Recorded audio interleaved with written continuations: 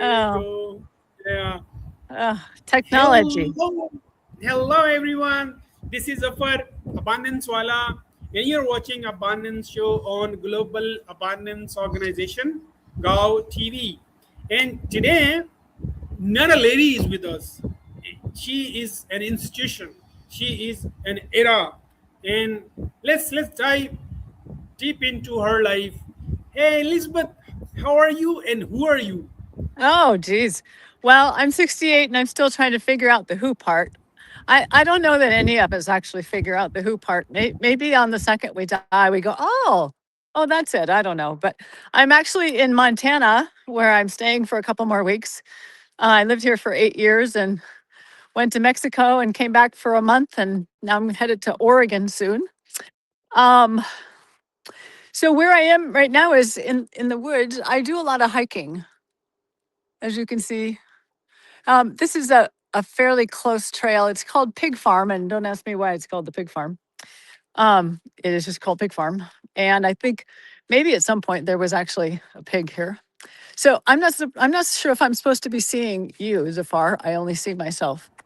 Yeah, I'm all there. I'm Okay. really enjoying the serenity of the Okay. scenery, and Okay. again, and knowing more about yourself.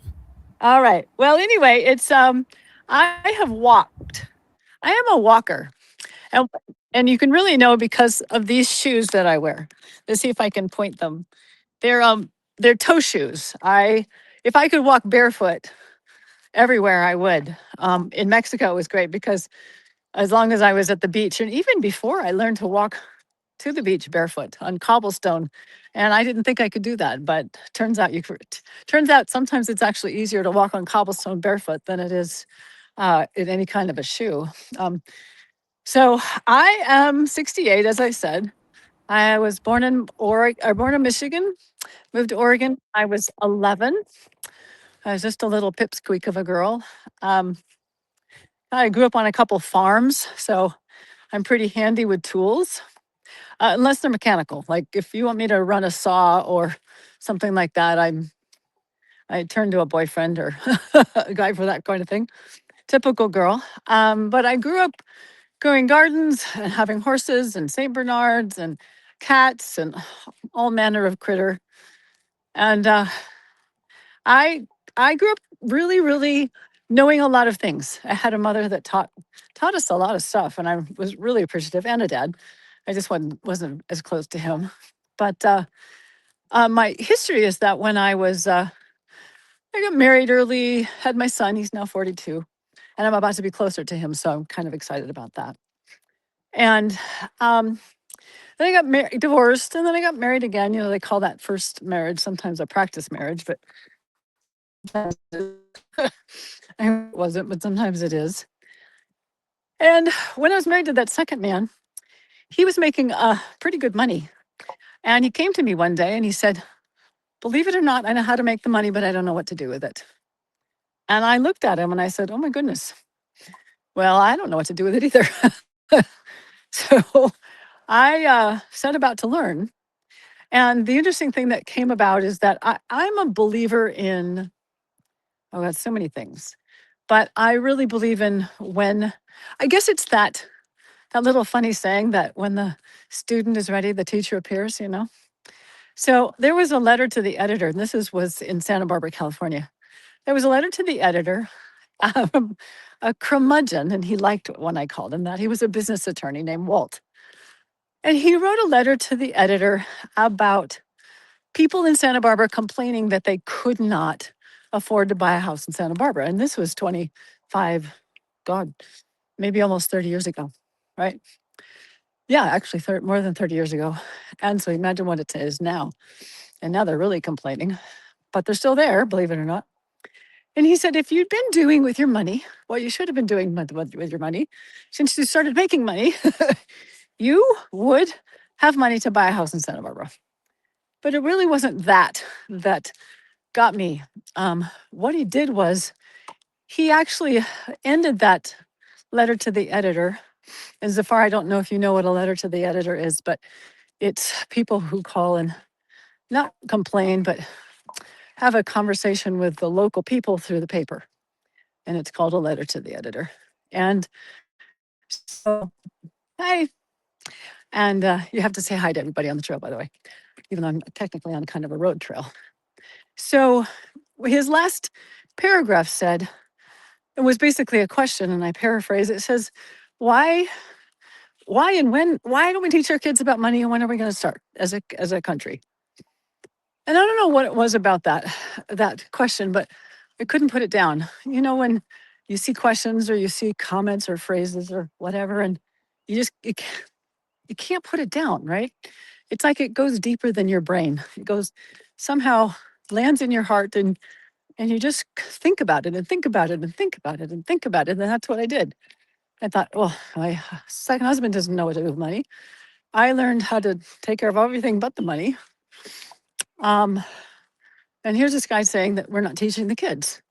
Well, no kidding.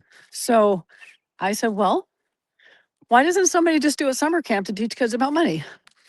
And the universe said, fine, you do it. and and that was kind of how I went from fitness and nutrition at that point to financial education person. I don't like the word guru at all. I have had many people put me on a pedestal and say I developed something amazing, and I did, but I'm just a girl, so I don't like to let people put me on pedestals. And by the way, I'm about to walk uphill, so I'm gonna get out of breath. Doesn't matter how fit you are. You walk uphill and you're talking, you're going to get out of breath. So I spent 20 years working in the financial industry, financial education for kids industry, kids and teens, and I'm still in it. I've got one foot in there and one foot in health. I still have a game called the Money Game, and it's a profoundly interactive, experiential game where I like to say the kids are the pieces, the room is the board, the kids are the pieces, and the lessons last a lifetime. So that's the Money Game, and it looks like I'm about to license it to some people in Malaysia, which is really fun. And I love taking it, and they'll tweak it, of course, so that it fits their culture, which is what happens when I license that or the camp. And it is such a joy knowing that the thing that I didn't learn how to do, once I did learn how to do it, I can now, give it to other countries and other people and other kids and prep them. So I think that's amazing. Hey, Zafar, did you learn about money when you were a kid?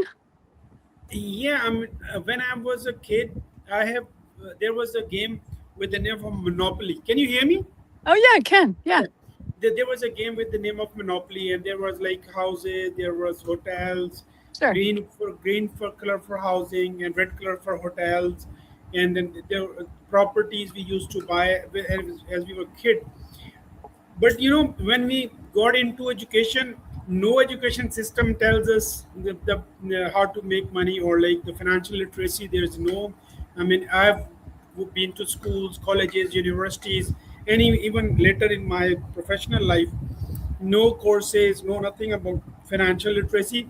I could only learn few things from Rich Dad Poor Dad, a book. I Mm. mean, yeah, that I mean, it changed bit of my mind. But I mean, I think we need people like yourself on board who could teach us financial literacy, because all we are lacking whole system as the common man. The governments are making money doing nothing. No government does anything, but they're living on as a parasite on you, and we are all the time making, I mean, trying to just make the both end meet. So I mean, I would love to your I mean, how did you feel this? When did you feel the financial literacy? And although I mean, coming from the rural side, especially or living in the farm housings and away from the main center of the civilization, and still Uh-huh. you had this mind for the financial literacy, and you just and how about bringing this game to the poor countries like ours one. So how's that? And the last thing, that I mean, relating this, I am looking for my co-founder for the Global Abundance Organization, who could take this to the moon. I mean, my moonshot is the health, wealth, and happiness. You Mm-hmm. know, so that I mean, health, the wealth especially, it's not about money only. It's about the mindset. It's Yeah. abundance mindset. So, Right. if at all you resonate with what I'm doing, like I am trying to unleash abundance of health, wealth, and happiness through Global Yeah. Abundance Organization and following Peter Diamandis and people in Silicon Valley, those who believe that it's shame to keep the knowledge in our hearts and go to the graves. So Mm-hmm. I mean, if it resonates with you, so would you be my co-founder just because I am also struggling with a lot of financial issues also, and I Yeah. need I've Challenging. been I've been trying to do this because I need to now release my time and want to put all my time into podcasting, to networking, and make my dream reality. That's abundance of health, wealth, and happiness unleashed. Back to you. Like it. I like it. Well, I will tell you that I started with a little bit more history about the camp and stuff. I started with the camp. So the camp was originally called the Money Camp for Kids. We later changed the name to Camp Millionaire. There's a couple reasons why. And it's funny because the first camp that I did, I had not had the training in what's called accelerated learning. Accelerated learning is a way to utilize uh, auditory, visual, auditory, and kinesthetic, which is movement and emotion, those aspects of teaching. And I will tell you that the kids that went to my camp, I can't tell you how many came up to me and said, "Why don't all teachers teach like you guys do?" Because the kids didn't take notes, they learned, it was relevant, they were, they were doing money, they were having so much fun. But there was a thing that happened after the first year. So the first camp, we had almost 40 kids in a little cramped boys and girls, uh, boys and girls, it was a club. It's a like a nonprofit that's all over the United States. And little tiny room that was donated. And it was so funny. It was definitely more like school than camp because I didn't know how to do it. I loved the material we were teaching. I basically put together everything that nobody taught me, including some stuff about food and thinking and shaking hands and oh my God, everything. It wasn't just about money. It was really about life. So you would loved it. And I afterwards, we did our first camp. And then the guy that helped me do the first camp, his name was Larry, and he passed away a couple years after that, sadly. And we talked to each other and I called him and I said, "How do you feel?" He says, "I can't get out of bed." I said, "I can't either." So we nicknamed that the Money Camp Hangover. It was like, because we had not taught kids forever, right? And I had certainly had never taught them for 5 years. So, and I went for a walk finally. At that point, like I said, I lived in Santa Barbara and I went for a walk on the beach. And I believe in just asking. So I'm not religious the way a lot of people are. I don't go to church. I don't pray to a certain deity. I don't believe in a being, but I definitely believe in the energy and frequency of things. And there's certain ways of being and certain things that I have learned to work for me. And one of them is choosing what I want, not just wishing, choosing what I want and making a decision. And the other is asking. And I've really, really, by the way, I keep doing this because we have mosquitoes already. It's very early for mosquitoes, but we have mosquitoes already. So it's Same here. just, I mean, where I live, there is a lot of greenery. I live in like kind of place you're living in. It's uh-huh. garrison, a lot of trees, a lot of mosquitoes too. Oh, Yeah, same here. yeah, they're awful. I want to show you. I want to show you how I'm fighting with the mosquitoes. Oh, This is like you people keep perfumes. I keep this. yeah, yeah. I don't do anything that comes in a can like that. But but if it works for you, that's I'm fine. sorry for preaching. Yeah, that's good. That's good. Anyway, so I went for this walk in Santa Barbara on the beach after we recovered, right after I recovered from this that first camp, and I remember stopping in my tracks, going, "I love what I teach, but it's not right yet. What am I missing?" And this is the one and only time that this has ever happened, okay? And I don't know where it came from. I don't know anything. I heard a voice that said, "You need to create a game with the kids of the pieces." And I said, "What the heck does that mean?" Right? And I went home and thought about it, and I called Larry because he was still alive, and I said, "We're supposed to create a game with the kids of the pieces." And he says, "What do you mean?" I said, "I don't know." I honestly don't know. But it stuck, right? It was like, create a game with the kids of the pieces. What does that mean? Well, that following, probably a couple of months later, we were doing a nonprofit event for AARP, which stands for, oh God, American Association of Retired People or something. I don't know, something like. Anyway, it's an organization of old people in the United States, AARP, and they had hired us to do an event for grandparents and grandkids. It's too fun. It was an afternoon, 3 or 4 hours. It was so fun. Well, in that program, one of the kids asked, because obviously it wasn't a full-on, 5-day camp. We had to shorten it and just do some activities. So one of the kids, there was somebody that has to ask the question.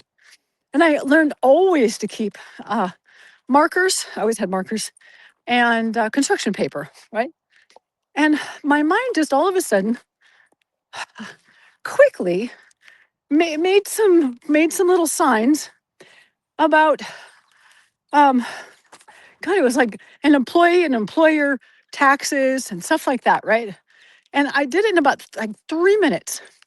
And I went and I got some volunteers and they came up and I gave them all these pieces of paper.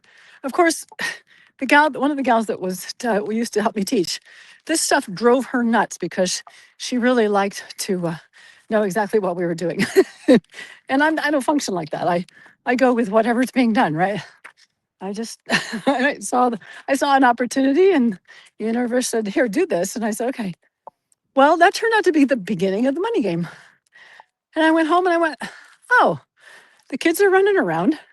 I gave them fake paychecks because I made a paycheck really quickly. I took money off the paychecks as taxes and I taught them things. Why can't I do more with that? And that was the beginning of the money game. So the kids were the pieces. In other words, it was, going back to your Monopoly game, you're around a table and you've got all these little pieces on a board. Well, in this case, like I said, the room was the board, right? The room is the board. The kids are the pieces. They're running around. And in the real money game, the full one, they get paid. They actually have to do something to get paid. They get $1,000 paycheck, and it's all conceptual. So it's not, it's all about the principles. How are you learning to use the principles, right? The financial principles. It doesn't have to be completely accurate. They just have to get the gist of it. And so they get paid and then they run around and there's envelopes that have all expenses and they literally just rip these $100 increments off and they put them in the bags and then they have a register, like a paper bag, like it's like an envelope that looks kind of like a checkbook register. And I know people still don't use checkbook registers, but the thing is, you still need to understand the concept of a checkbook register. So I would still even do it today. And we haven't changed the register. So then they save money. So they learn to pay themselves first, which is the number one key. You probably know this. Pay yourself first. Out of every dollar, do something. I don't care if it's a penny or a nickel or a dime or a dollar. I don't care what it is. Just out of every dollar you make, something you got to pay yourself first rather than paying everybody else, right? Now, you know that principle, right? Can I just stop you for a while here Yeah. and Yeah. ask? That's what everyone makes a mistake. Nobody pays or think for paying for one's own efforts. I mean, earning Right. dollars and they are like saving it or like reinvesting it, or maybe they are purchasing properties. A lot of stuff they think they are spending on themselves, but they are not. I mean, would you please elaborate this concept in details? Well, I think Paying well, paying we might, yourself. yeah. Yeah. So paying yourself first, and maybe you don't understand it either, but let me see if I can clarify. Paying yourself first is, let's say I go, um, get a little job and it's a 2-hour job and somebody pays me $100 for whatever it is. House cleaning, taking a dog for a walk, it just doesn't matter. So I get $100. And this is a job where I'm not going to have taxes paid off. So I have $200. Let's say that I have made a deal with myself that for every $100 I make, or for every dollar, I take 10% of that and I put it away first, right? Before I pay my bills, before I buy groceries, before I go get gas in my truck, whatever it is. And I'm a truck girl, so I have a truck. And that's paying yourself first. So what we taught the kids to do is to do at least 10%. And the girls actually, we had, they in the game, they do 10% because we can't alter the game. But in reality, what we would teach the girls is the girls needed to be 12, 13, or 14, even if it was 15% minimum. And that's because there's some statistics that show that girls not only live longer, but they end up taking care of kids on one end, quite often by themselves because of the high divorce rate, at least in this country. I don't know about the divorce rates in other countries. And then they help with aging parents on the other end. So there's a lot more money that they need to be able to take care of themselves. So that you take that money that you paid yourself first, right? And initially you're just going to save it. And you're going to save it until you can invest it. And that was the next step in the game. As soon as they had paid themselves $300, remember this is conceptual, so it's just a game. When they paid themselves $300, then what they did is that they could buy, i.e., invest in either a business, a stock, or real estate. And when they did that, the next round, this was all, the game is all done in rounds. So the next round, right? What they realized, but they didn't know until after the round started, is those that actually invested in one of the assets, and that's why the word assets is so big in our camp. So the kids learn about assets. And there's a zillion different types of assets that will pay you. So the kids learned to invest in an asset. So when that round came around, the next round, anybody that had an asset actually got $100 in passive income. And that's the key. It's not that you're going to take that money and save it and put it under a mattress or put it in a safe and you're going to accumulate it, which is great. But if you, depending on if you're in a country where the inflation is going up high, the value of that money goes down. And what I mean by that is still technically $100, but if inflation goes up, your purchasing power goes down. So maybe next year, if, and this is a simplification, but if inflation is 10%, next year you'll only be able to buy $90 worth of what you can pay by today. So that's the simple version. And we tried to keep it real simple for the kids. But they understood that. And all the games were, all the activities were, or I should say, all the education was all done in an activity. So they played it out, right? But that's the concept of paying yourself first. So what most people do is they take their entire paycheck, they put it in a bank, usually a checking account or something's got to hold it. They put it in a bank and then they pay everybody first, right? You pay your landlord, you pay your mortgage, you buy your food, you pay your insurance company, you pay your car payment, and then you get down to the end and don't have any left. So the key to being able to do this is that word that people don't like. It starts with a B, budget. People don't like this word budget because they associate with a diet. They don't like diets either. But if you consider a budget a lifestyle, right? This is your financial lifestyle. And while I believe that you must, with lots of musts, have this feeling in your gut of abundance, right? There really is enough. And I might be speaking that from a privileged point of view. I really may. I don't know. I only know what I know. I am white, was born in America. I've learned certain things that apply and work for myself, but I don't begin to know what it's like to be born in Japan or Pakistan or India in a very, very poor little village. I have no concept of what that is like. And so I do recognize and accept that in so many ways, I have been incredibly privileged. The government paid for my college because my parents didn't have enough money to pay for college, right? And I've lived with people that have helped support me, and so that I could do more. So, in so many ways, I've been privileged, but I've always had this idea that there's always been enough. And I think maybe it, maybe that's it. Because I've always had enough, I assume that there's always enough, right? That's my assumption. And when you assume that something is a certain way, it tends to be a certain way.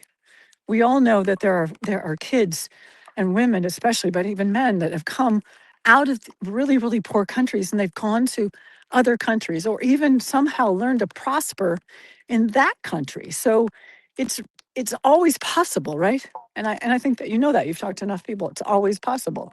You can go from one stage or one level of finances or health or whatever, and you can pretty quickly, depending on how adamant your choice is, like you're just it's unforgiving in your assumption about that there's always enough, right? So we taught kids this, and we really worked with kids with this abundance and scarcity thing. You would have really enjoyed one of the activities we did. We divided the kids into groups of 4 or 5 kids, and then we gave them great big huge flip chart paper, and they were on the ground. And what we did is we had half the kids write on the top with the great big markers. Rich, half of them would write, "Rich people are dot dot dot," and on the other side of the room, the kids would write, "Poor people are dot dot dot." And then I gave them 15 minutes or whatever, and they had to come up with every single adjective, any descriptive word that they wanted that they could come up with. People, people, poor, the very, very first time, the first time I did it. Then it was profound. We did it with everybody. Amazing.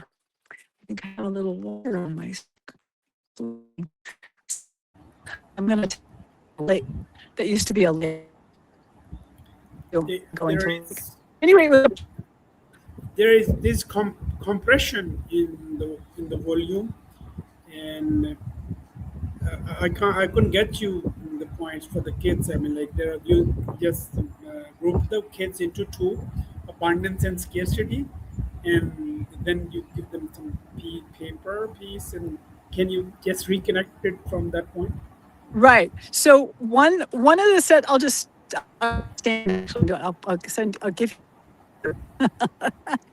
So half the kids wrote on the top of their flip chart, "Rich people are dot dot dot."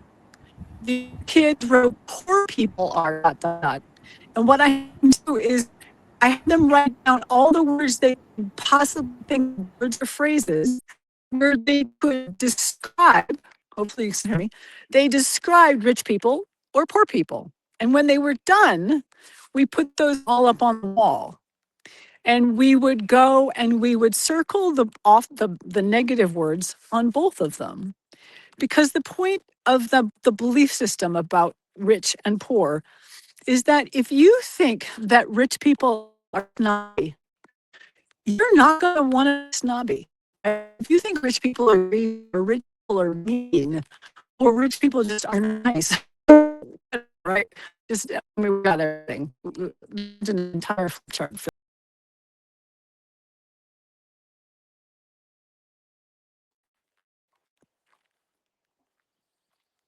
All right, Thank there you we so go. much for coming back to the point. There was, probably that area was a bit out of signals, but I mean, this is the really amazing story. Again, I mean, if you can reconnect from the kids and two groups, Yeah, that's fine. Yeah, I mean, being outside is lovely, and it has its challenges in terms of, I'm out in the and woods. I'm not and that and, close. and, and one more thing, if you allow me, since I mean my program is about health, wealth, and happiness. As you were showing us your shoe, I want to know more about the shoe and the impact of the issue. And then if you said I would want to walk barefoot. I mean, could you get us a little more about this also, and show us your shoes also? Yeah. Let me finish the little activity. So basically, what the Okay. activity was, yes, you've got kids who are, you've got Still, I kids mean, who still, are just, still, I'm having the trouble with the hearing, just because this is bit in and out, and its compression is there.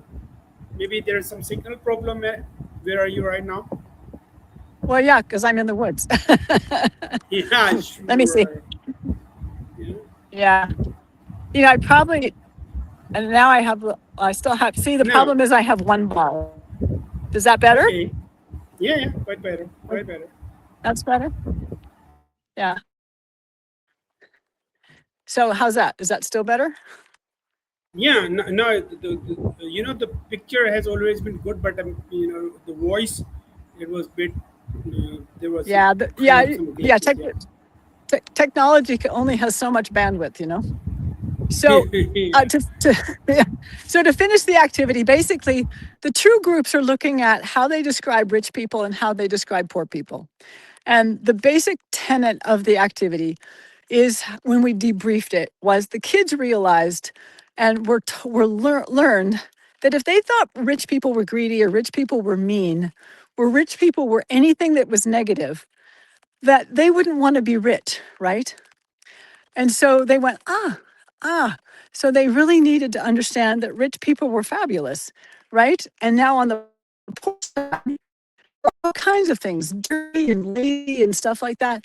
But they all realized that they knew poor people that weren't lazy and poor people that weren't dirty, right?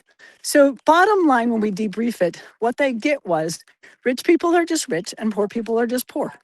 And so I was really big in this camp on judgment, right? Teaching the kids that a judgment is just that. It's just a judgment. It's not true, right? And we use all these words to describe everything, and all it does is just mess us up, right? The words and the judgment. So anyway, I did teach a piece of on health and nutrition in my camp because, well, it was my camp. I could teach anything I wanted, right? So I taught them the difference between food and not food. And you probably get a kick out of this because after I taught them, they would come in with their lunches and they would say, I know it's not food. It's not food, right? But I just couldn't, I couldn't teach them about money without teaching them about health, because what I explained to them and what they learned was that most people spend their health getting their wealth. And then when they're 50 or 60 or 70 years old, they have to spend all their wealth to get their health back, right? Um, I know this intimately. I know this intimately because even though I was fit and healthy when I was building this business, this financial business, I sat too much. And because I sat too much, right? You're sitting, right, Zafar? Yeah, yeah, yeah. I'm sitting. I mean, I'm sitting for the 8 hours in the office and 7 hours in front of my system here in my Yeah, home. you have to stop. I'm telling you, you have to stop. Every 45 minutes, you have to get up and walk around or something, because what happens is when you're sitting, you're not only compressing your low back, but you're also cutting off the circulation and the lymph flow and everything into your lower legs. So I now work standing up. I've worked standing up for a decade and a half now. So you need to stop sitting. I'm telling you, one of the phrases in the United States now is sitting is the new smoking. Woo, It's that bad. So woo. so I Okay. so stop sitting, all right? Just sit. I saw, since I love Peter H. Jimenez in Silicon Valley, the founder of Abundance 360, and that's why I hold this show. I saw him once podcasting while he was standing. Then I did a lot of podcasts while standing also, but now I'll do it religiously. Yeah, sure. I'll do it standing. Yeah. Yeah, there's all kinds of really wonderful standing desks, and it's really easy to create one anyway. So yeah, and make sure you're standing on something soft, you know. So oh, and Oh, speaking of standing, you wanted to see my shoes again. I don't know if I can, yeah, yeah, yeah. because I Yeah, can't I figure want. out how to. I can't figure out how to like flip the camera over like you normally can. But If you cannot flip, then you can. Yeah, that's here it goes. Yeah, yeah, yeah, can you see them? yeah. Yeah. So they're toes. Okay. Oh, See, they're it's. toes. I mean, to me, it looks like some like very thick, like socks. I mean, it looks Yeah, like it well, looks kind like of. thick socks. Kind of, but they're not. Anyway, in the United States, they came out about 25, 30 years ago. And I saw them and immediately bought two pair. And I've practically lived in them ever since. So I call them five fingers. So five fingers. Yeah, Yeah, yeah. but they're made by a company called Vibram, Vibrim. People know them here in the United States. But and some people have tried to duplicate them. Um, and these are made out of hemp, which I really like. They're not made out of nylon or something. So it's a natural fabric. But in terms of feet, our feet are critical to our health. They're critical to our mind, the way our bodies work, the way our minds work, our circulation. Because when you don't, a lot of people talking about this, but I've known this for decades. If you don't have a connection, I mean, number one, grounding is super important, right? We know that now, how important it is for your body to touch the natural frequency of the earth. And where I'm staying now, my computer literally is right inside a screen door and the grass is right outside. So all day long I'll work for about 20 minutes. If I'm working on the computer, I'll work for about 20 minutes and then I open the screen door and I go outside and I discharge that. So it's called discharging. But I just let the nature's frequency, right? And I'm always barefoot, even in the winter. I don't wear shoes inside. I mean, I never wear shoes inside. I think that's ridiculous. But I often don't even have socks on because my feet don't want socks on until I get really cold, and then I'll put some socks on for a little while. But it's really critical that our feet feel when I'm walking, I can feel the rocks and I can feel the humps of grass and I can feel everything. And I just love So it. so it's like the massage, foot massage. Like if you're walking on the Reflexology. rock, yeah. Like I mean, Yeah. it's like cool. Yeah, That's so it's like reflexology. And I will admit sometimes I'll step on a bloody rock and bruise a little piece of my foot, but I would much rather do that than have shoes on because most athletic shoes, number one, they throw your posture wrong, right? So your heel, I'm raising up, but your heel is actually higher than your toe. Where in nature is that? That's not nature, But that's right? your fashion. I mean, coming from France and from New York, maybe Washington D.C., there are Yeah. fashion shows. I mean, like they would like have 8-inch high heel. I mean, I don't know, man. Like the foot is exactly like this. I mean, It man. it's ridiculous. It's so bad for the body. It puts all this pressure on the spine, and then women especially, it throws their pelvis wrong, so that their pelvis is rocked wrong, and then it throws your shoulders out of balance, and it throws your neck out of balance. I mean, it's just so unhealthy. So the more you can be flat, right, and be even, the better. And there's a big difference between a flat shoe and a zero, what do they call it? A zero drop shoe.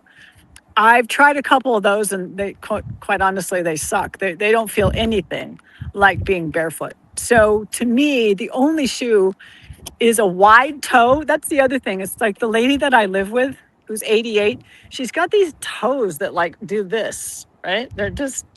The poor thing is awful. And she's so uncomfortable and her toes hurt all the time. My toes never hurt. My toes are so happy. I can spread all my toes like this. They're so happy, right? Because I've always done that. So what happens is just there's no circulation, there's no contact. And and she's just miserable from the foot on the way up. Right? Her whole body hurts on a regular basis. It's because her feet are so screwed up. Well, there's a lot of reasons she's sick, but the feet are just a really, really critical thing. So you got to find the flat shoes, like the shoes that call themselves barefoot shoes. I've tried lots of brands, and to me, this is the original is the only one I like. You know, they did sell it, and they're shaped a little different. And you've got to. Sometimes I have to order 4 or 5 pair to get one that fits perfectly, but you know, it's just great. It's just great. And the key thing is that the toes are really wide, right? You don't want to squish the toes. You want to make sure the toes have a lot of room. That's why a Birkenstock, you're familiar with Birkenstocks? Broken stocks. Birkenstocks is a kind of, yeah, it's actually not even, didn't originate in the United States, I don't think. I think it I think it originated in Germany, but don't quote me. I don't know for sure. Um, but they're very wide and they're made out, the bottoms of them are cork. They're cork based. So that's really nice. Do you know that there's a direct correlation between, well, a lot of things and people's ill health? The declining health and the inclining of something else. There's a lot of connections, correlations. But one of the correlations is when we stopped putting leather on our shoes, and we put rubber on our shoes instead. There was a big difference. There's a correlation between when we introduced glyphosate or Roundup in the United States and people's health. There's a correlation between all the vaccines that kids get and the rise in all the kids' health, and you know, hence adults' health. There's so many correlations to things we have done as human beings and introduced into the world, thinking we were doing the right thing, and all it's done is just made us so unhealthy and so sick. You know? And before we like take our discussion any further, I like to you to take to the Steve Jobs. Steve Jobs used to walk barefoot, and I could see the movies, and I am also in love with Steve Jobs. I mean, he's a great, incredible person.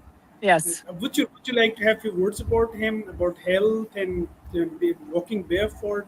Well, I think it was very sad that he got sick in a time when we didn't understand pancreatic cancer, because we do now. There are people living and healing pancreatic cancer, and especially they're using a lot of parasite drugs, right?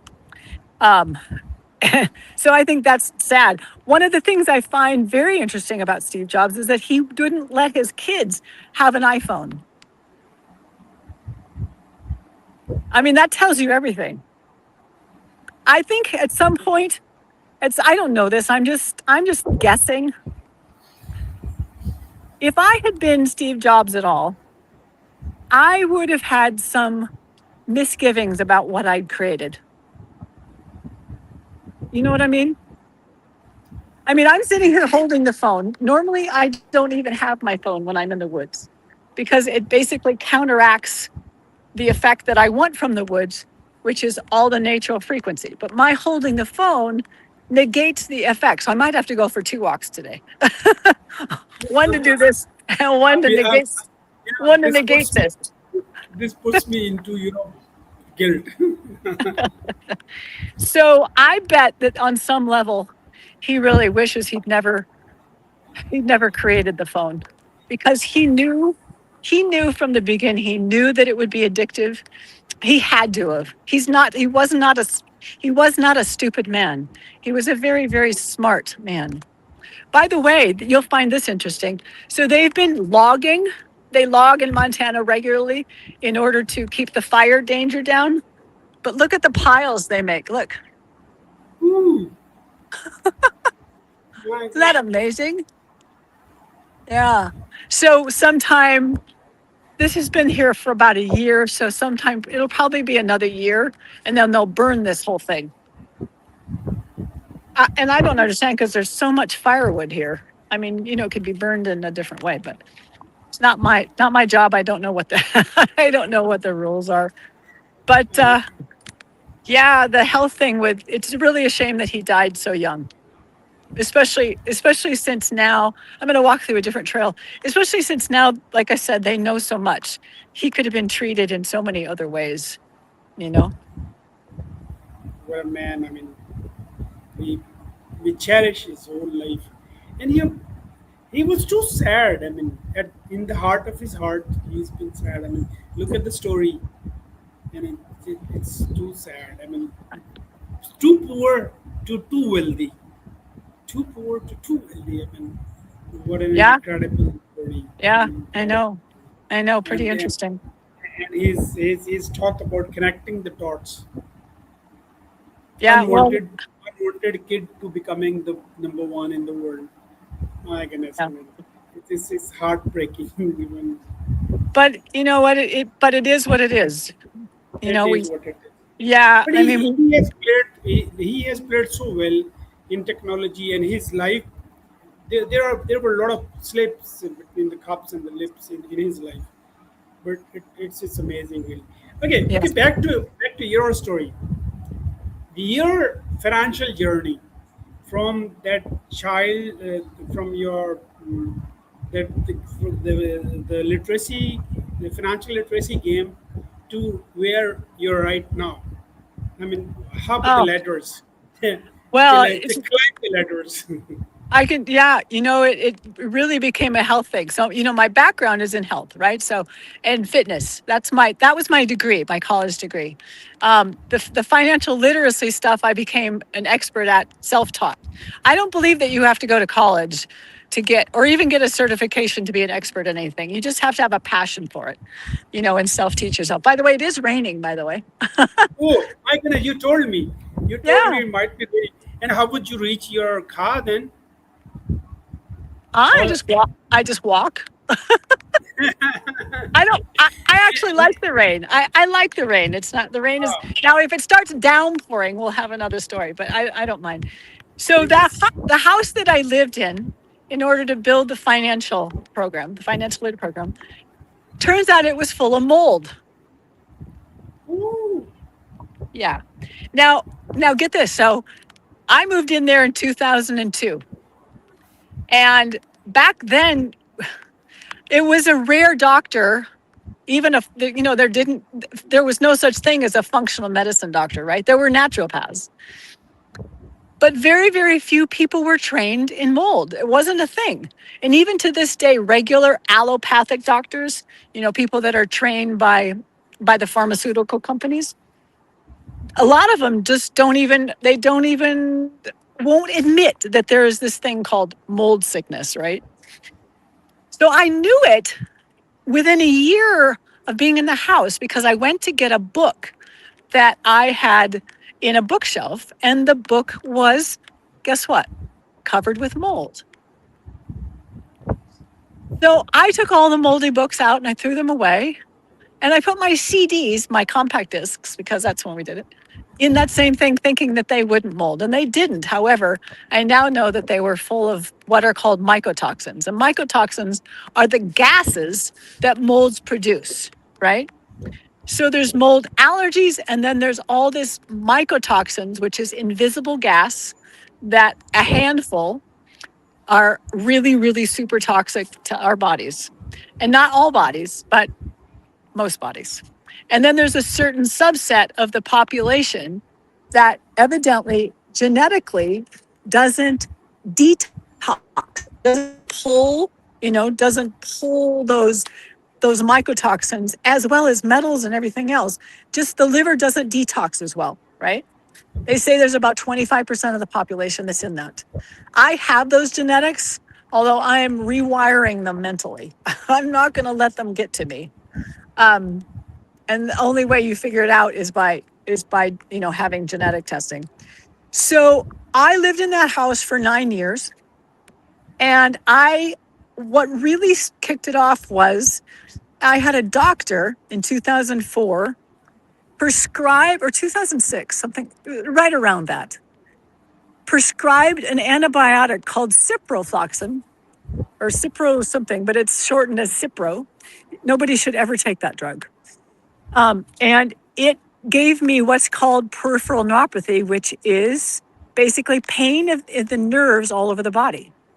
It took me about 3 months to figure it out. I knew it was from the antibiotic because I went from being perfectly fine to being in pain, right? I wasn't sick, I was painful. My legs hurt, my feet hurt, my back hurt.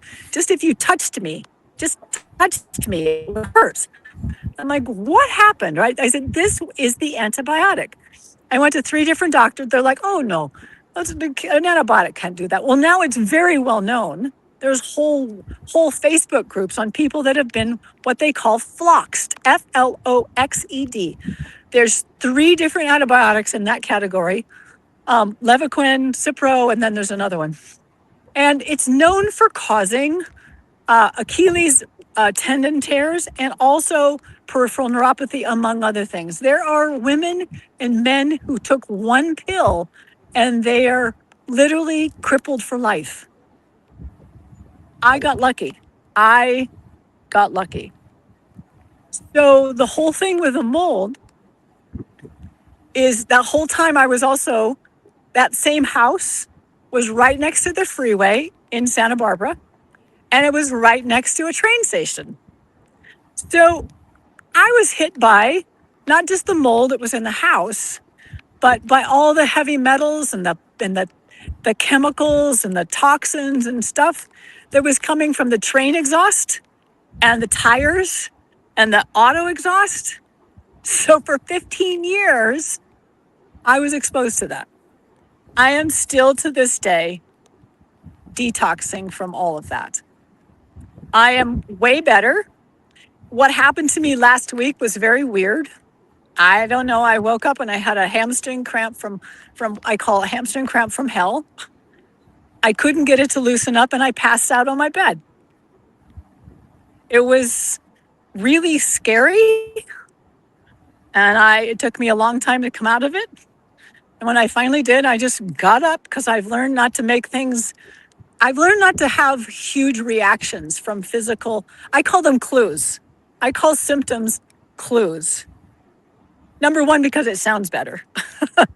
Yeah, it's not quite so, yeah, you know what I mean? It just sounds better. It's a clue, right? I've got different. I've got different words.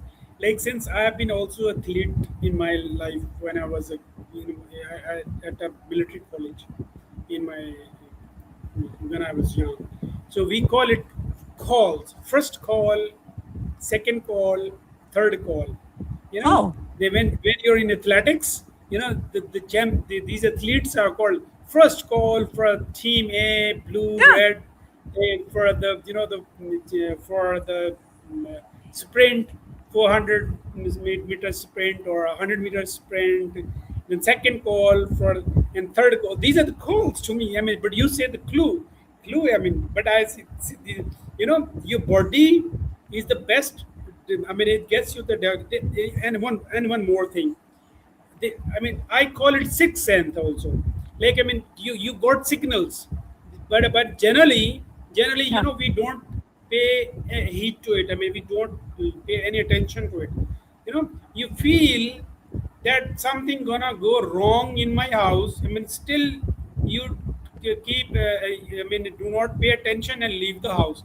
Then something goes wrong, and then you think your car gonna get flat just because you have to feel and you don't pay attention to and check the tires and then it happens. So I mean, to me, I mean, this is how I take things. But I mean, you say clue is again, Yeah. I mean, it's like more of like 007. Right? Yeah. So Yeah. to me, the clues are just that something's out of balance. It's just, and the body is struggling to bring itself back into homeostasis. I think the body is the most amazing thing on the planet. Every day I learn something new. I watch a new podcast, listen to another interview, read a new article. I just think it's fascinating. But I do it from a standpoint of curiosity because I'm not always just learning for me. I'm learning for whoever else like the next person I talk to might need that information, right? I can't tell you how often I will learn something in the morning or at night, and the very next day or the very next person I'll talk to needs that information, right? It's like I love being what I call a conduit. I just Like I'm just like this open thing, and the information comes in and goes through me and out. Right? It's just, I don't know. It's fun that way. I really like, yeah, the silly mosquitoes.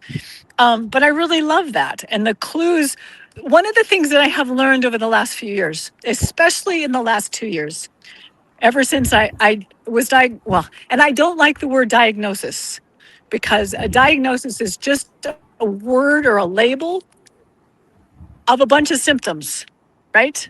You can have 10 people that were all diagnosed with the same thing, and they have some clues that are similar and some clues that are different, right? It's very weird. Anyway, so one of the most critical things to health and to healing, I believe, if you're healing from something chronic, like I am, is not is learning not to react. You don't go, Oh, oh, geez, I've got this new symptom, I'm dying. You don't. You go, oh, well, that's interesting, and then you go on. You don't give it your attention. You pay attention. You notice, but you don't let your nervous system react. You just say, I am safe. I am safe. I am safe. Give yourself a hug. You know you're safe. Because most people that are chronically sick, most of them aren't dying. You're not dying, right? You're not dying. You're just not well. And what happens, what I see, I've got a couple big Facebook groups, I think I told you, but I'm also in several specific groups. And what I see all the time, in addition to a couple of my friends from the mold groups, is they react too strongly. They react.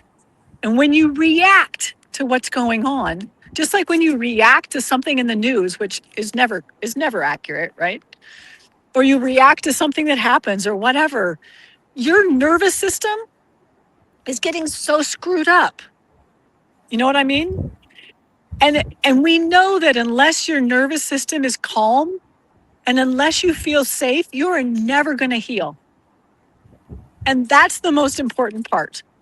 You can take all the supplements in the world, all the protocols, you can do all the therapies, but if your nervous system is screwed up and you're constantly afraid, you are never going to heal. Never.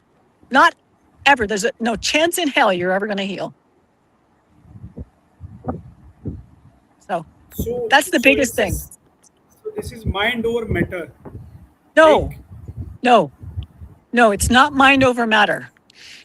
The mind and the nervous system are two different things. The mind is where all the thinking happens. I'm not thinking about it. I'm actually choosing to create in my nervous system, my entire being, a sense of safety and well being. I'm not thinking it. Yes, my brain had to learn it, but then my brain and my mind had to train, right? So it's not about thinking that you're safe, it's about honestly feeling safe. Because unless you feel safe, unless you actually get to a point where you learn not to react. So you want an example? I'll give you an example. So 2 weeks ago, the place where I'm staying, this lovely old couple that I stay with for a while, they had what are what I call a water event. And by that I mean a leak. Something happened, and do you know what a bidet is in a toilet? It's a stream of water that lets you clean your butt or something. So it's called a bidet, bidet. Anyway, most Americans don't have bidets, but other countries, there's a lot of them that they all have bidets. So the gentleman is 89 years old. His wife just left the day before for a 2-day, really well needed vacation with her daughters so she could relax, which she never does.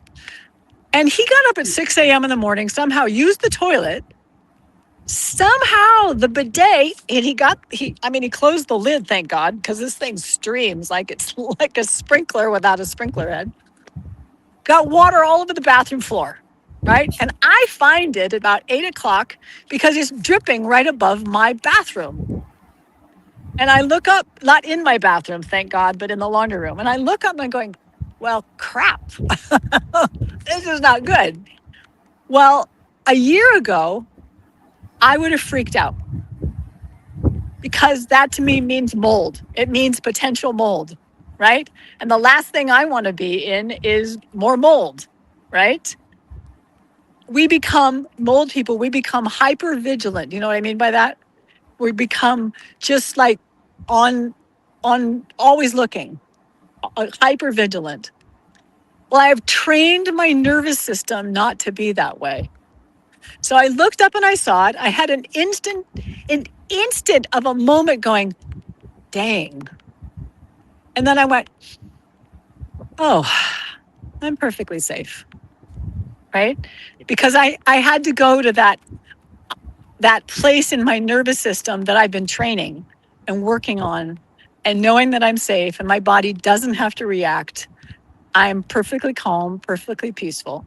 And so that's why I say it's not just the mind. It's this whole nervous system. You know, it's called the parasympathetic, sympathetic. You know what I mean? I forgot the word. Yeah. Yeah. Anyway, it's that nervous system that has to learn to be calm. And that it's that part, the parasympathetic, that's what it's called, parasympathetic. But the parasympathetic, unless you learn how to calm that and really feel safe, you're just never going to heal. Because you're always going to be messed up. You're always going to be looking for trouble. You know, I did a Facebook post this morning and I said, you need to stop looking for the reasons why you still feel terrible. And you need to start looking for the reasons why you could feel good. Right? Reframe everything from unsupportive to supportive. You know what I mean? People are constantly looking for reasons to back up why they don't feel good. Well, where are the reasons why you should feel good? Right? I have great food. I'm sleeping better. I have access to a lake and in this beautiful, beautiful Montana, right? I have friends all over the United States that I could go visit. I have a partner that's still in Mexico that loves me. And you know, I have every reason to be happy and healthy and wealthy and wise, right? But it You took are. a while to get it. It just, I mean, you don't. It takes a lot of work. You got to be willing to do the work. Zafar, you can't just like read a book and pretend that you're okay. You got to do the mental, emotional work. You Yeah, know. my belief is, we are emotional animal beyond social. Say that again. We are emotional animal beyond social. Yeah. Anyway, it's a beautiful day. The birds are happy. Lots of birds. I saw an otter in the lake the other day. That was kind of fun. And I had a turtle come up to me. That was fun. I have animals that come up to me all the time now. Wow, that's cool. Yeah. That's again law of attraction. You attract the things that you're attracting everything that makes you happy, healthy, wealthy. Yes. That I mean, all these things coming to you, like you're here. It's not out of like any fluke, or it's out of planning. You you just thoughtfully you did this. You are into the woods, Yeah. and like you're embracing, like you're hugging a tree is one of the most fantastic grounding activities, like hugging a kid or your loved ones. It's a grounding activity. Every huge big pole, electric pole, do have a zero potential wire with it, which I mean, with all the extra surge or the charge, when it is hit by, it goes directly to the zero potential earth. So these are all the detoxing element, all this. And even listening to you, it has given me so much of energy. Look, I mean, Oh, thank you. this probably this is my 17th or like 16th hour I'm off work. I mean, I've been working all day. I'm sitting, but I mean, since my massively transformative purpose is to unleash abundance of health, wealth, and happiness, anything that is I'm doing is my ikigai. So that it gives me lots of energy podcasting and featuring your stories. Like there could Thank be you. me, half your age, in the hospital bed of having facing probably the same issues, they'll have lot of encouragement. They'll say, "Oh, come on! If is if Elizabeth is 68 and she's so healthy, despite the fact she's got a lot of toxic medicines and things, and she's detoxifying this, so she's doing the shoe you're wearing, but it's more of most of all, most above everything is your lifestyle, and that is out of your thinking, and that Yeah. since you're abundant here, so abundance, you have tuned yourself into abundance. I mean, I can see this thing. I mean, this is my second podcast with you, and there are pearls of wisdom in each of your sentence, starting right from your the financial literacy game to your old life. I mean, in the woods or like in the farmhouse, and then you're growing into the health and fitness, and now there you are. I mean, this is amazing. In my country, people, the average expectancy life is 63, Oh, wow. whereas we in health and in treatment, we are 40 to 70% cheaper than you are. But it is, I mean, it's like, I mean, as you were at one point of time, you were asking a question. I mean, what's the difference between poor countries and the rich countries? This is the difference. This is a glass. If you put it upside up, and you pour anything that goes into this, that's rich country. And my country is like, upside down. You put an entire sea into it, it won't get a drop of it. This is scarcity, this is abundance. So that's the Interesting. difference. That's the Interesting. difference between you and us, between Silicon Valley and where I'm sitting. Over here, we people, this is I could be wrong. I mean, I don't want to give a sweeping statement, but this is my perspective. I wish and I pray I be wrong. What's that? Is that, I mean, people hide knowledge, hide skills, any activity that's making their life better. There are any activity that is unleashing abundance of health, wealth, and happiness to anyone here. They're Hmm. hiding this in your part of the world. You people are teaching. I mean, I've got half a dozen mentors in Silicon Valley who are teaching me for zero benefit of finance. They are too expensive, but I really salute you people just because Yeah. abundance mindset. Yeah. It's like amazing, amazing. I'm changing myself. It's been like 14 15 months. I'm on the same couch and in front of my system talking to the people. I'm entirely a different person now in 14 15 months. I don't know how long I may go, but every talk, every podcast, every interaction with a human being, it's amazing. I'm learning, I'm changing. I have transformed my personality from grief. I was dip, ditched. I was down. I was broken, and but I mean, I am living the moment now.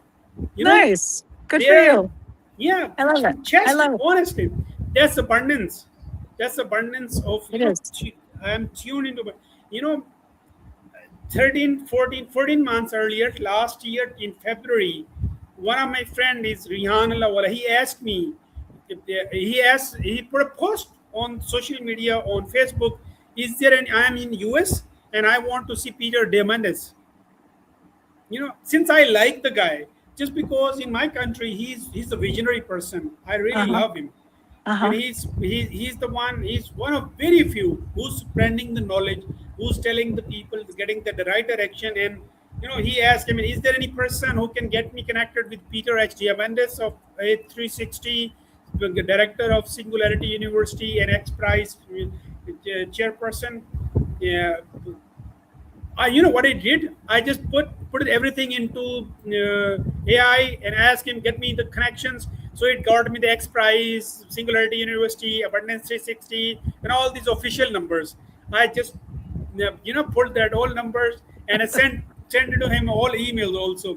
And I then went to just, I mean, put his data or his all social media profiles, whatever he had.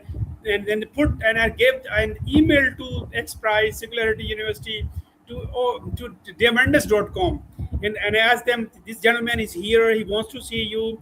He has built a school, a first school, AI school in the world, that's in Pakistan, and he is teaching the entire globe from Pakistan, and he's there. He wants to see you.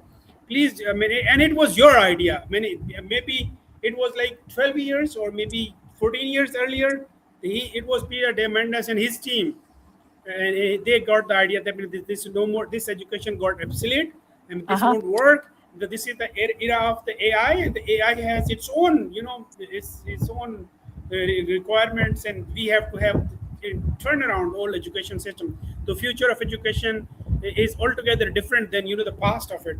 You know, we have lived it. We are the millennials. We have lived that. We have experienced the entire change. Hmm. Again, so I did that activity. He's a very famous guy in my country, and I'm nobody. He asked me, "Hey man, who are you?" He called me. It was fantastic. I mean, I said, "I'm nobody. I'm just a single." He said, "Do you know Peter Diamandis?" I said, "No, I don't know him." So I mean, how come you got all these numbers? I said, I told you. I mean, what I told you, I told him same. He said, "Man, I want to podcast you." I told him, Rehan, brother Rehan. We say in Urdu, bhai, brother. Rehan, bhai, I don't know anything about podcasting. I mean, I've got nothing to feature. He said, "That's my job. You just come if you're available. Come." So our first podcast was two hours. My first ever podcast that a very famous person in Pakistan took my interview. I'm nobody, still am nobody. But one thing clicked. Since my best friend was my father, and when he died 22 years earlier, then I used to walk with my with his friends, my father's friend. So Uh-huh.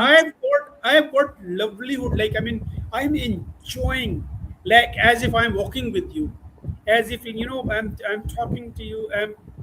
I'm walking the talk. It is so amazing. It gives me the feeling of mentor and mentee. The Oh, energy, you know, where I am sitting is all, or this is all, green. I love the greenery. My old doors open. This is my living room. I wish I could show you, but just because all lights are down. hmm, So, you know, this helping, just a small gesture of help to somebody. hmm. He may have the old phone numbers, all the old contacts, whatever I have given him, but that small giving has taken me to this. I have already podcasted more than 315 people, or maybe 20, or it's more than 300 people, and Nice. these are all professionals. It's like reading entire of your books, what you telling me on featuring, that's your whole life experience, this wisdom of entire life. While you're walking, you are giving the best shot. I mean, whenever you're being featured, you're giving the best. So it's like reading more than 300 books. I used to come, I used to lie down, scroll aimlessly and go to sleep, and the next day go to office. And now I go to office. This much of energy at this point of hour, it's like 11:26 p.m. my time. You need to go And to bed. no, I mean, I've got another session. That's another one. That's climbing your own mountain. That's again US club, and it is amazing. Whatever I've learned in Kimberly's session with you at PPA. That tomorrow session we've got. I mean, this Saturday we are coming another session. So, and all people, when I talk to them, that's what I'm returning there. Yeah. I'm reflecting and returning. This is amazing world, and I Good. want to do it last day of my life till. Okay. And I'm so, this is so energizing, and anything that energizes you is your massive transformative purpose. Oh, So that's your ikigai. So yeah. keep doing that. I mean, like ikigai is altogether a different concept, but I mean, keep doing what you love. As I mean, this happiness is giving you lots of energy. And then Good. now, look, this podcast, this one, it's not only that you are being featured on my television, or my small group of people gonna watch him, and you on LinkedIn or like on Facebook or other social media, but it is the giving back to the society, to the planet. Hmm. This itself is a book. So anybody, when we are not in this world, I mean, anybody get this benefit out of this, even a one word, that is well paid for us. Back to you. And okay, now I would like you to give me advice on global abundance organization. Since I am tuning myself into abundance. Honestly, it's like standing out in the rain, and you're feeling so the abundance is all around. It's Hmm. only that we are like this. This is scarcity. We need to put it upside up. Well, Then that's what you any did, and you just did. So yeah, leave it that. So leave it that way. I'm loving it, honestly. You Yeah. know, all grief has gone. Just if we were focused. I mean, our brain, as you said, it's each word of coming from your side is jewel of wisdom. Like, I mean, what do you say? I'm safe. So Yeah. that's your support system. That's your defense system. That nothing is passing through this, going to the next.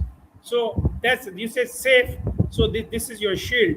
This is not letting pass. So safe. I'm Hmm. safe. It's okay. Safe. Safe. So you know, in one's life there are thousands of fears a day. But do they all happen?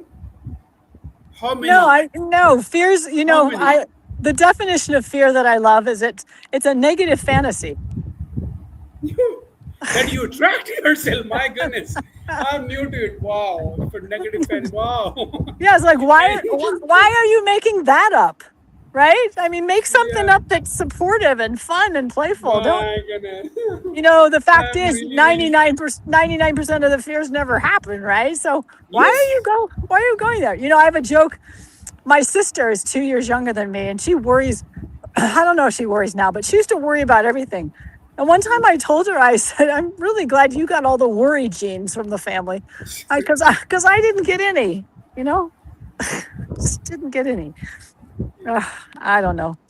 With your business, you're gonna have to figure out how to monetize that thing, you know? Oh my goodness. I need but to it'll learn but honestly. it'll come. But it'll come naturally, you just have to be open to it. Yeah. And you have to have want it. You can't keep giving and giving and giving without getting back. You've got to fill up the reservoir, right? It's just like I was in Mexico for 4.5 weeks. By the way, I'm headed back to my truck because it is starting to rain a lot. Yeah, yeah. Um, yeah. Go back. So maybe we'll do like 10 more minutes and then we'll do another one. So in Mexico, all of the houses where I was, they all have cisterns, water cisterns where they fill up the water.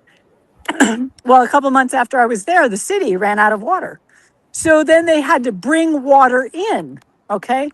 Well, everything that we do is like that water going out, right? You can't just, I mean, when it runs out, it runs out. You've got to find a way to fill in the water. And that's part of, hey, have you ever watched anything by, I think his name is Neil Godfrey? I'll send you the link, but he does a lot of manifestation audios on Facebook, and they're wonderful. They're just wonderful.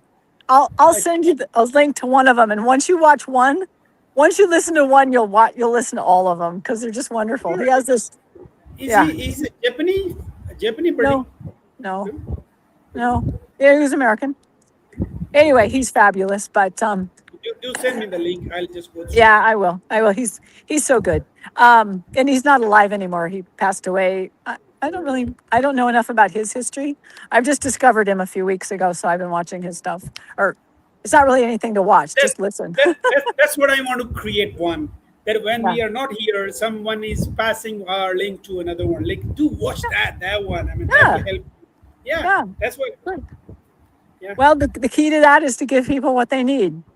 Not give. Don't give them what they want. Give them what they need. yeah, that's what You God know. does. Yeah. Yeah, I have a couple prayers that I do, and one is thank you for protecting me. Thank you for providing for me always. And then I do this other thing is thank you for the words to say for all the people here today. Because I never know what's going to come out of my mouth. I never know. It's just random. Sometimes it's meaningful, sometimes it's not. I mean, one time when I was doing a teacher training, somebody asked something about, I don't remember, and I said, well, only time reveals the past. I mean, I don't know where that came from. Only time reveals the past, right? And then one of the most wonderful things I ever learned in my life was about a year and a half ago. I have a friend that talked me into, well, she didn't even really talk me into it.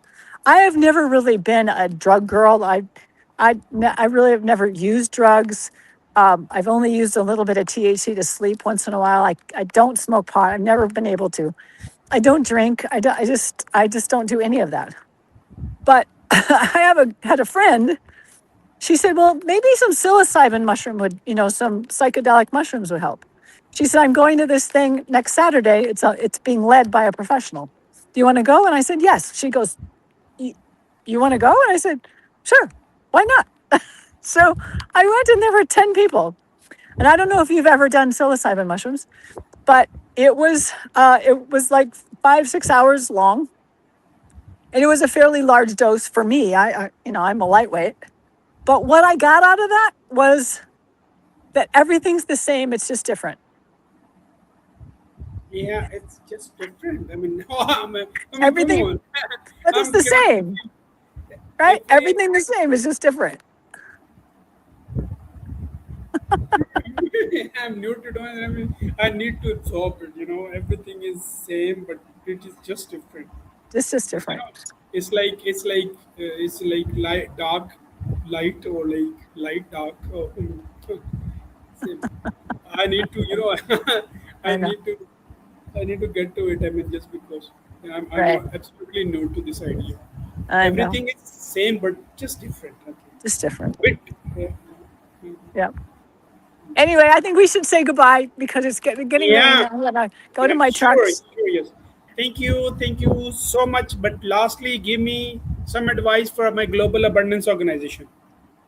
right now, or you may think about it. That's something I need to probably think about. Well, as long as there's two chains of thought, two directions. Some people have a lot of like goals, right? A 1 year goal, a 2 year goal, a 3 year goal, a 5 year goal, a 10 year goal, with something like that. You can go that direction, or you can do what I do, is just to kind of wing it. So I have little goals, right? I am what you call a process person. I am not a goal person. But people with process that are process people, we do really well with projects, right? So the goals are not really, they're goals around short-term projects. Like right now, I'm building my course on AI and health, right? It's a project. That's all. It's not a it's and so there's a goal around finishing it within the next month or two, and I'll get it done. But it's not a long-term goal. So even in high school and college, anytime a teacher said, "Oh, we're going to work on goals," I'm like, "Oh, let me go hide. Where can I Yeah. hide?" Right? I wasn't that type of person. So you have to work within the framework that is Zafar. If Zafar is a goal-oriented person and you can put down, where you want to be in 5 years and then work back. Also, don't forget to use AI. I have 4 questions on my computer on ChatGPT that I'll send you, 4 prompts that you can use that might help you figure out how to grow this thing in a way that is not only productive and effective and mind blowing, but profitable for you, right? Oops, did not fall down the hill. So I'll send you those 4 prompts. But if you're a process person like me, you need to chunk it and you need to just assume that you're going to be led into the right place, which I know a lot of people think that's airy fairy, voodoo stuff. But at 68 years old, it's what works for me. I know. I know I needed to be out of where I'm staying with these older people because my boyfriend and I don't have a home. We sold our home. So we're kind of playing vagabondish for a little while, which can be scary, but I'm looking at it as an adventure.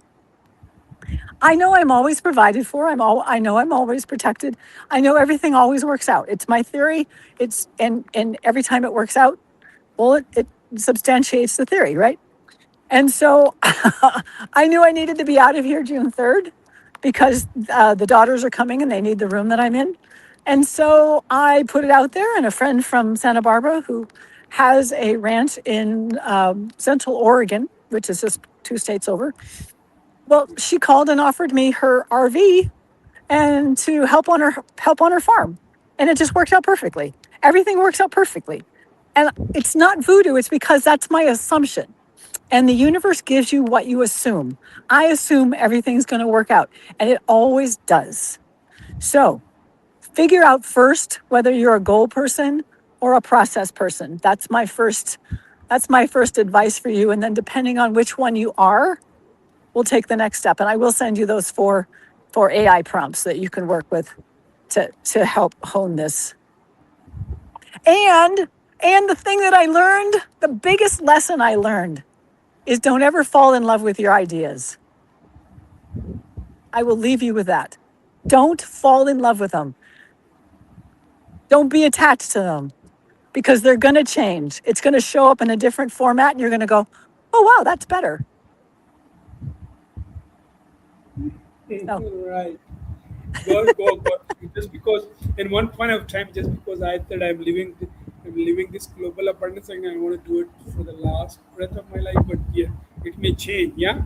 it may Cool. change. Don't fall Yeah. in love with that idea. Have that idea, but don't be in love with it and don't be attached to it. Okay. All That's right. amazing. Okay. I will, And next. yeah, I will see you Saturday. Yeah, sure. With Kimberly's session, like, wow, Yep. she's amazing. Thank you. Yeah. Yeah. All right. Have a good day. Thank you. Stay All right. blessed and bye bye. Thank you. I mean, Bye. have unleashed abundance of health, wealth, and happiness by Elisabeth Janati. Stay blessed. Bye. Bye bye. Bye.